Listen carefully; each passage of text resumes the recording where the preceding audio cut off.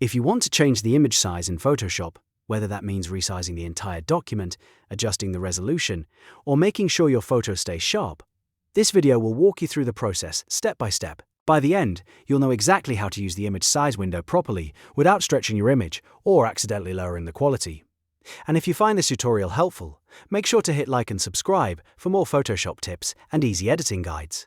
Let's jump right in. First, open your image inside Photoshop. Once your file is loaded, look up at the top menu bar. From there, go to Image and then click Image Size.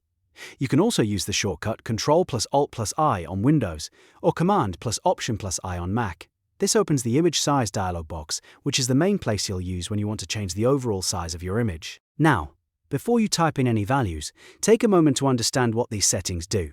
The width and height fields control the dimensions of your image. If you want to change the size for web use, pixels are usually the best choice.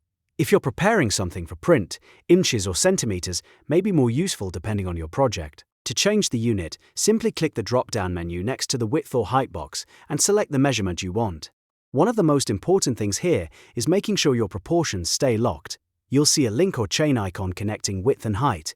When that icon is highlighted, Photoshop keeps the aspect ratio the same. That means when you change one value, the other adjusts automatically. This is what prevents your image from looking squashed, stretched, or distorted. If you turn that off, the image can warp, so for most situations, keeping it linked is the safest option.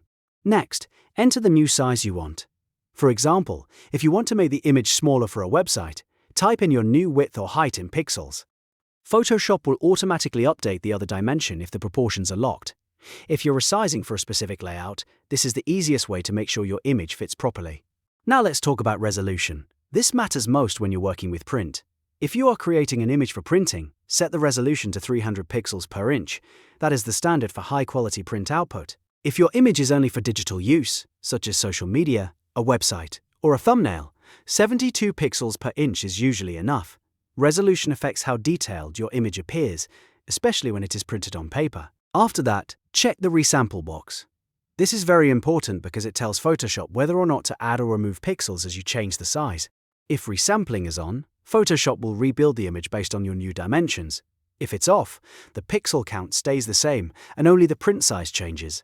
For most resizing tasks, especially when changing image dimensions, you'll want resample enabled. When resample is checked, you'll also see a drop-down menu with different options. If you're making a small image much larger, choose Preserve Details 2.0. This is one of the best options for upscaling because it helps reduce blurriness and keeps the image looking cleaner. On the other hand, if you're shrinking a large image down to a smaller size, Bicubic Sharper is often the better choice because it helps preserve crisp detail and keeps the result looking sharp. Once you've selected the right settings, double-check everything before applying the changes. Make sure your dimensions are correct, the proportions are locked if needed, the resolution is appropriate for your project, and the resampling method matches your goal. When everything looks good, click OK, and Photoshop will resize the image immediately. If your image now looks exactly the way you want, you're done. You've successfully changed the size of the entire image in Photoshop without guessing and without ruining the quality. This is a simple skill, but it's one of the most useful things you can learn, because image size affects everything from print design to web graphics to social media content.